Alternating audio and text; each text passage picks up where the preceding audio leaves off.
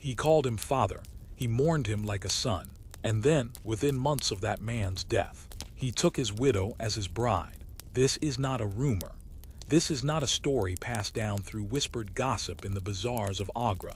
This is recorded history. This happened. And for centuries, historians have quietly glossed over it, buried it inside celebrations of a great emperor's reign, wrapped it in the language of political alliance and dynastic strategy. But when you strip away the royal titles, when you remove the gold and the marble and the poetry of the Mughal court, what you are left with is something deeply, uncomfortably human, a betrayal of trust so intimate, so personal, that even by the standards of the 16th century, people noticed, people talked, and the woman at the center of it all, Salima Sultan Begum, has been largely forgotten. Tonight we go back. We go back to a time when a young orphan prince placed his trust entirely in one man. We go back to the battlefields and the betrayals, to the grief and the power, to the moment when Akbar, the emperor who would one day be called the Great, did something that even his own court could not quite explain away. Her name was Salima Sultan Begum. She was the granddaughter of the first Mughal emperor, Babur. She was royalty by blood, educated, intelligent, politically aware in ways that most women of her era were not permitted to be. She had been married to a man named Bairam Khan, one of the most powerful military commanders the Mughal Empire had ever produced. And Bairam Khan was not just any man in Akbar's life. He was the man who had essentially saved the empire. He was the man who had stood between a 13-year-old boy and the complete collapse of everything his father Humayun had built. He was, in every sense that mattered, the closest thing Akbar had ever had to a father figure. To understand why what happened next is so dark, you have to understand who Bairam Khan was and what he meant to Akbar. When Humayun died suddenly in 1556, Akbar was not ready. He was a child, barely a teenager, thrown onto the throne of an empire that was on the verge of being swallowed by its enemies. The Afghan forces under Hemu were pressing in. The nobles of the court were calculating. The empire was held together by nothing more than momentum and the fierce loyalty of a small group of men. And at the center of that group was Bairam Khan. Bairam Khan had been with Humayun for decades. He had fought alongside him through exile and humiliation and eventual return. He was a general of extraordinary skill, a tactician, a man who understood war the way poets understand language. When Humayun died, Bairam Khan did not seize power for himself, which he could have done. He chose instead to place himself entirely in service of the young Akbar, taking the title of Khan-i-Khanan, regent of the empire, the hand that held the sword while the boy emperor learned to be a man. At the Battle of Panipat in 1556, it was Bairam Khan who commanded the Mughal forces and crushed Hemu's army. It was Bairam Khan's strategy, Bairam Khan's courage, Bairam Khan's iron will that kept the empire intact. Akbar was present on that battlefield as a symbol, as a figurehead, as the name the soldiers fought for. But the mind behind the victory was Bairam Khan's. For 4 years, Bairam Khan ruled as regent. He expanded Mughal territory. He disciplined the nobility. He built the administrative framework that Akbar would later inherit and refine. And all through those years, he mentored the young emperor. He taught him about war, about governance, about the brutal arithmetic of power. Akbar called him Baba, that is the word, not a formal title, not a political designation. Baba, father. Think about what that means.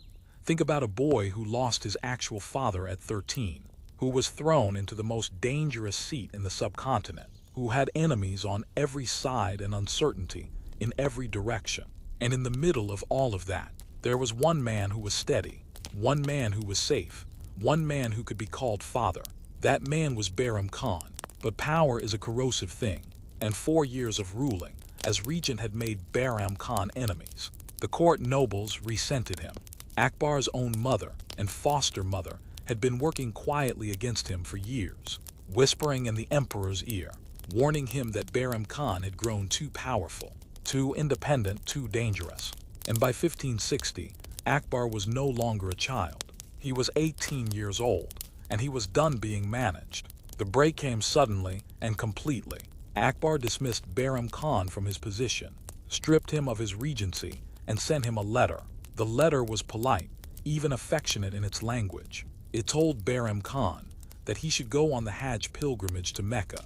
It was, in the language of the Mughal court, a gilded exile. You are no longer needed here. Go somewhere holy and grow old.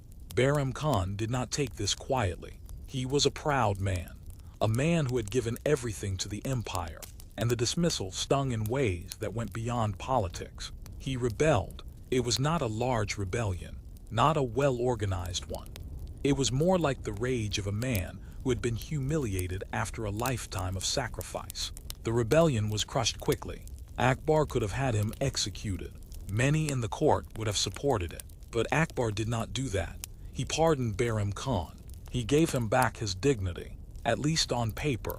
He told him again to go to Mecca. So Bairam Khan gathered his household and began the journey toward the coast, toward the ships that would take him to Arabia. He had his wife with him, Salima Sultan Begum, the royal-blooded woman who had been his companion, the mother of his young son, Abdul Rahim. And somewhere along that journey, at a place called Patan in Gujarat in 1561, a man named Mughal Khan, an Afghan whose father Bairam Khan had killed years earlier in battle, walked up to Bairam Khan during a public gathering and stabbed him to death. Just like that, it was over. The most powerful man in the Mughal Empire, the man who had saved the dynasty, died in the dust of Gujarat with a knife in him, murdered by the son of an old enemy who had waited for the moment of weakness to strike. Akbar, by all accounts, was devastated. He ordered that Bairam Khan's young son, Abdul Rahim, be brought to court and raised as his own ward. He honored the memory of his old guardian publicly and repeatedly. He wept, the chronicles say. He wept for Baba, and then he married Bairam Khan's widow. The marriage happened in 1561, the same year as the assassination. Salima Sultan Begum was brought to Akbar's court and made one of his wives. She was given a place of prominence in the imperial harem.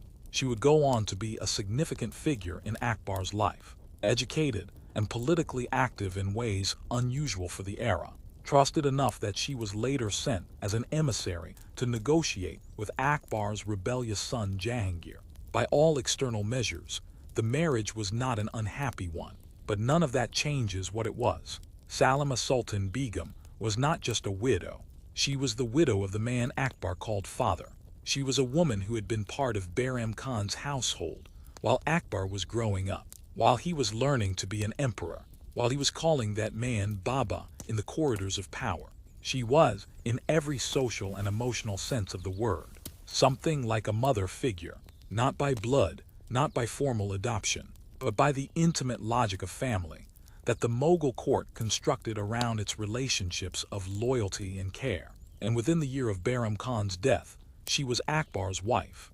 The historians who support Akbar have worked hard to frame this as political protection. Salima was Babur's granddaughter, they say, and bringing her into the imperial household was a way of honoring her royal lineage and keeping her safe. It was the custom of the time, they say, for powerful men to take the widows of their nobles under their protection through marriage. It was strategic, they say. It was respectful, they say. But here is what the same historians rarely say out loud. Salima was not poor. She was not unprotected. She was royal by blood. And the Mughal tradition had mechanisms for protecting highborn widows that did not require marriage. And the speed of it, the fact that this happened in the same year that Bairam Khan died, the fact that Akbar was 18 years old and at the height of his power and had access to every political and material resource imaginable means that framing this as simple protective custom requires a significant act of willful blindness. What makes this darker still is the question of Salima herself. We do not have her voice. We do not have a diary, a letter, a poem in which she described what she felt when the young emperor who had called her husband father came to her as a suitor. We know she was intelligent. We know she had opinions. We know she was educated enough to write poetry and politically sharp enough to serve as a diplomatic negotiator. Decades later, she was not a passive figure, but whether she had any real choice in this marriage, whether she welcomed it or endured it or simply navigated it, the way women of her era learned to navigate every impossible situation. We cannot know, and that silence is its own kind of crime, because that is the pattern, is it not? The woman at the center of the story, the one whose life was most directly shaped by what happened, is the one we know least about. Bairam Khan gets the military legacy, Akbar gets the title of great, and Salima Sultan Begum gets a footnote, a brief mention in the catalogues of Akbar's wives, her grief and her experience, and whatever she felt about all of it compressed into a sentence or two before the historians move on to more comfortable ground.